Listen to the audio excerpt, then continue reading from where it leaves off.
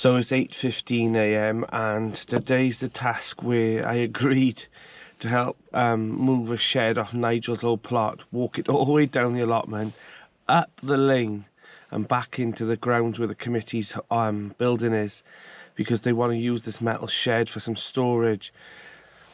Let's go get that done.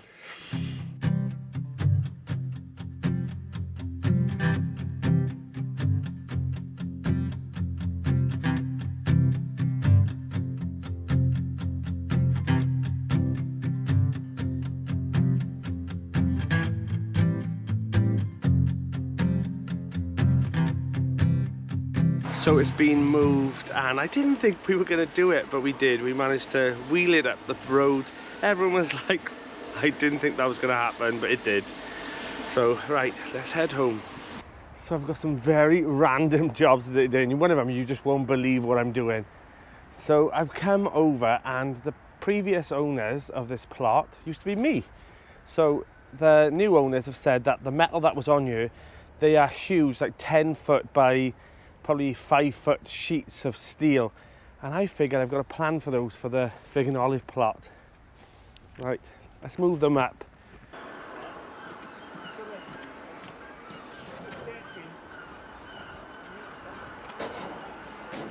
They were heavy. So the plan with them is I'm actually going to use them as a new roof for that shed. I think it'll look really rustic next to the logs, a nice steel silvery grey roof, and I think it'll be perfect with a little veranda on the front. That's the plan anyway. So a few people have been asking about these straps and why I've got them on the greenhouse. So the reason is that it keeps my greenhouse from blowing away.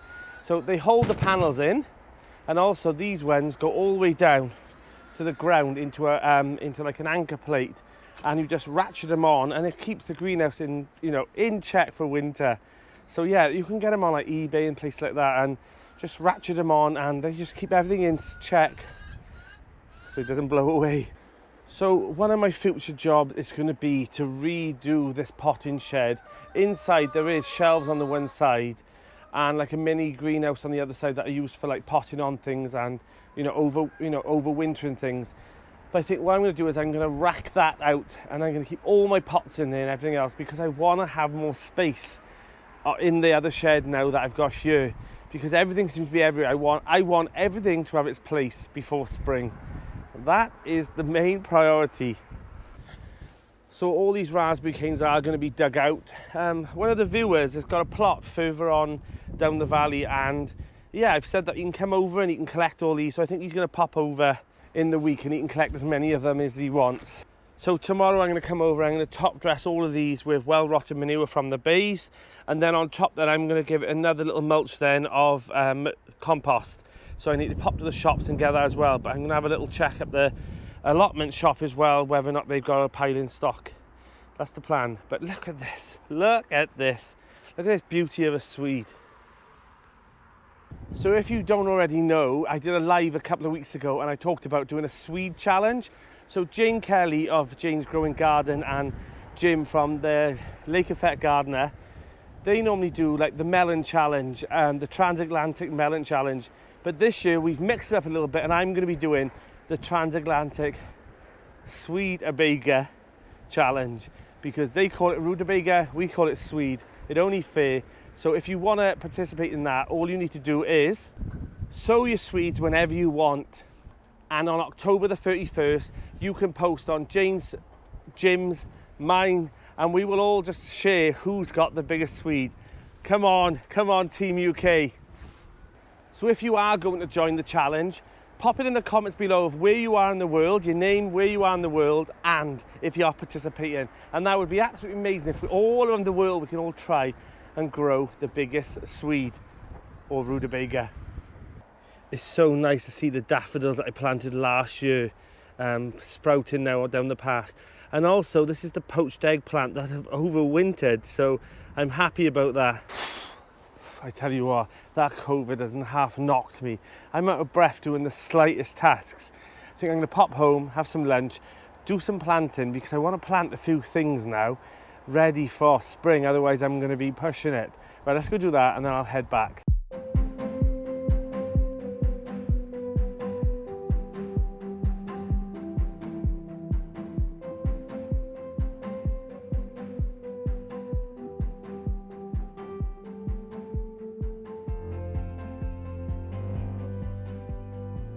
So I'm happy the first few sowings of cabbages and lettuces are done, and also my SSP, my Save Seed Potato Challenge 2023 off Steve House from Digwell Green Fingers. Go take a look at his channel, because every year he does this potato challenge where we sow a potato. You can either chop it all up and hopefully get the biggest yield by the end of the season. So thanks for that, Steve. And he also sent me a, let me show you, a Star Wars Welsh t-shirt. So thanks so much, mate, for that. So this is day 4 of me trying to come over here and get some actual work done. You know, the first day I come over and I helped move that shed, and that broke me with the COVID. Then I came over there and, as you know, I moved all the metal sheets up to the back of the polytunnel, and then that gave me so much back pain and my arms aching as well. So it just showed that I've got to be careful that this plot doesn't kill me. And if anything, it's shown me that I'm pushing myself. I'm not listening to my body that's telling me you're not well enough to be doing all these projects as fast as you normally do. So I'm going to take it a little bit slower today, and I'm hoping to get a bit done. But fingers crossed, we'll get a few things done today. But I've got some things to show you as well, so stay tuned. So this isn't ideal because I've put this off because I've had other things to do, but this rhubarb really needs to come out. It's starting to sprout now, and really I need it before it was, you know, when it was dormant.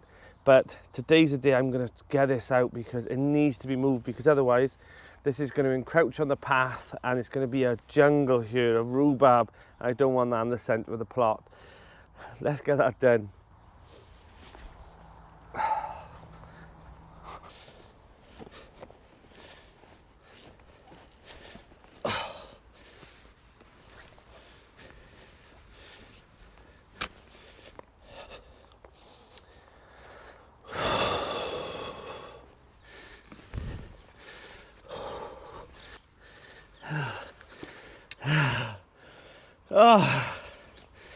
Oh yeah, take it easy, Danny.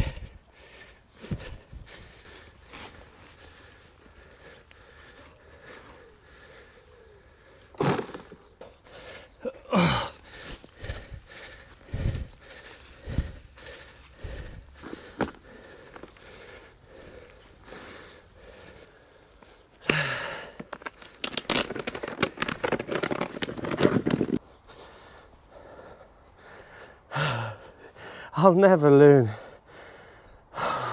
So the crown is in.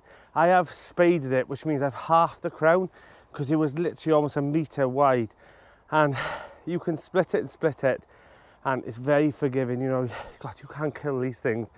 If you can kill a big, you know, crown like this, then you're onto something. But yeah, so that'll settle nicely there now. Fingers crossed. I won't harvest from it this year. I'll give it a year's rest. Wish I'd have a year's rest. And the other half I'll donate to a friend, and I'll go put it in her garden tomorrow. So the hole's been filled in now, and you know, it's filled in as much as I can. I will top it up with a bit of soil, and the next job will be to move these so they're the other way round. And I think this will be a perfect area for my asparagus. So if you haven't got asparagus and you like it, now's the time to be ordering it. Ready to come in about a month's time. Plant it, leave it about 2 years, because it needs to really settle, and you'll have a nice crop early on in the spring then for the next 15 years. And yeah, it's beautiful. It's one of those crops that is there poking out of the soil. Chop them off, they'll just keep coming and coming, and early spring. Delicious. So I think if I put a raised bed in here, or I'm not sure, there's a bit of a triangle area, and I'm still debating whether or not to put flowers in this area. And it's a good 2 meters across here and another 2.5 across. So I don't know really. I've got flowers in this area. I really need more of an elongated bed, and I'm not sure. I don't want to waste this bed for a primary bed, because once the asparagus is in. Now I could put one across here, because you want it to be somewhere that's a little bit sheltered, get some sun, and it's just left out the way, because you only crop it for about a month or so, and then the rest of the time you leave the ferns to grow up, gain as much energy they can, send it back into the soil, and that's how it continues and continues. So you don't want it really in the centre of your plot, because you'll have these long 6-foot ferns just there doing nothing, blowing in the wind, and then they go brown in autumn and you chop them back. And yeah, so you want somewhere sunny but out the way a bit, if that makes sense. Now I know you're all going to be there going, why is he continuing to do jobs when he's in pain? Or I'm not in pain, I just know I'll be sore a little bit later on, but I gotta keep my body moving, otherwise I'll just get into that lull of being, you know, just stopping on the plot. And you know, it's like you've got those winter blues, and then you're like, oh, I'll do it next week, I'll do it next week. And I've never been like that, so I don't want to get into that habit. So I'm feeling better today, that's why I've come over, and I'm hoping that I'll get a good little dent on this today. So let's move these bays, then I'm going to make myself a cup of coffee, promise.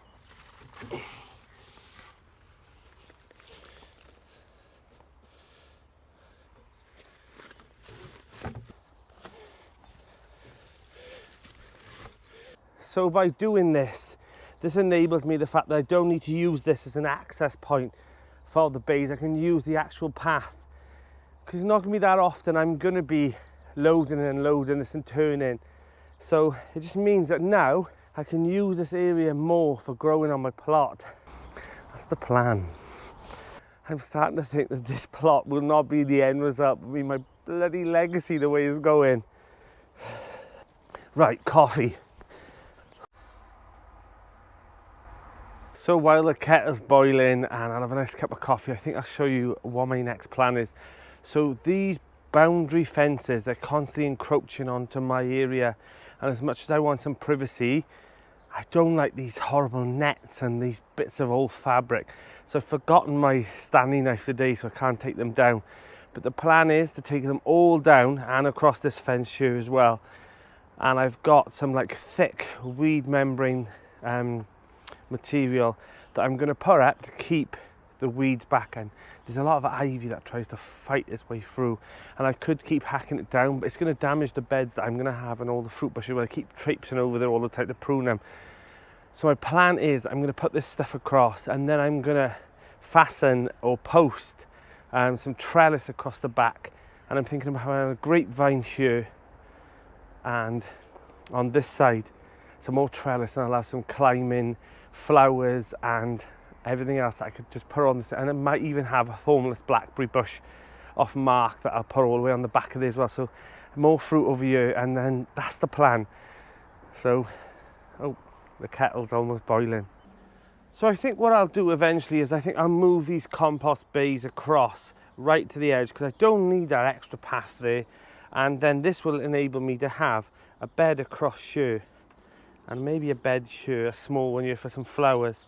The reason is that I've left at the moment is because all this needs to be dug out. So when this cover was put on, it was used a trenching method, which means that they, hold on, dug a massive trench all the way around, put the cover on, and then they dropped it into the soil, backfilled it with soil, and then tightened it on the other side. And then that's how they trenched it in, and it seems to be the most efficient and effective way of keeping this cover on. So I now need to re-dig all this out all the way around, and then we can recover it then in the next couple of weeks. Exciting times. I tell you what, having that cover on there will mean so much. And then inside, the plants and the beds, I've measured it up and it's perfect for what I want to do. And then just think of the tomatoes that could grow in there this year. So many different varieties, and you know how much I love big juicy tomatoes and weird variations. So if you're growing a weird variation you think that I could do this year, pop it in the comments below and I'll sort it out if I haven't already, because I've got some pretty good ones this year. And of course I'm still doing the Brad's Atomics. I would definitely never lose those, but I've got some amazing ones this year with some weird colours and hopefully amazing taste.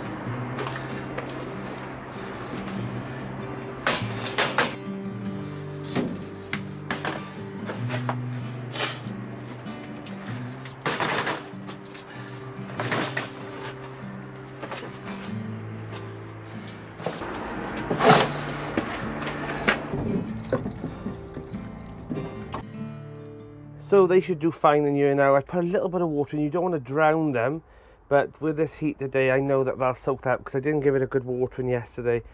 And yeah, hopefully these will all be my onions for this year, because I haven't bought sets, but if I have to, then I have to, but I'm going to give it a good go. What a belter of a morning. The sun is gleaming, and yeah, you definitely can tell it's a Sunday. And I've come over, and it was really nice to see the crocuses are blooming in the pots now already, so you can see spring is already on its way, and also the rhubarb is starting to sprout.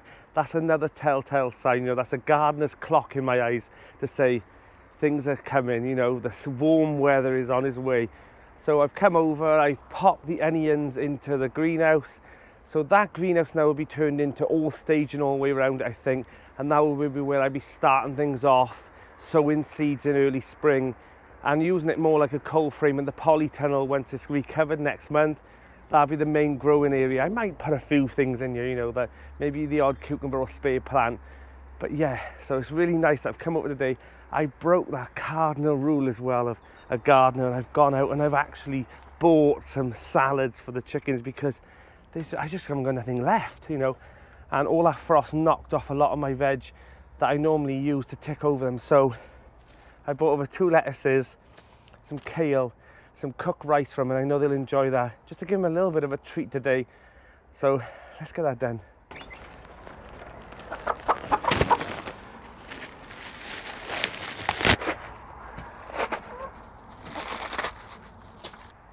So I'm going to quickly head to the other plot and I'll show you what I was doing. And yeah, big change. So as you've seen, the rhubarb is in now, and I'm sure that's settling really well. And look, I've cleared all this area. All the hawthorn and the brambles and all the crap basically, it's all been gone, it's cleared. So this space now, which is about 8 foot by 20 foot, it'd be a good space to put maybe some asparagus or something that I just, you know, out the way, out the back of the plot. We shall see. I'm really pleased with that as well, because that was one job that was really getting on my nerves, that it was there and I just didn't know, you know, how long it was going to be there. But thankfully it's all cleared away, and yeah, I feel like the plot is cleared now, ready for the next project, and I feel much better today as well, much better, because I don't know, maybe I needed that push over the edge, you know. But God, this plot tested me this week, I must admit.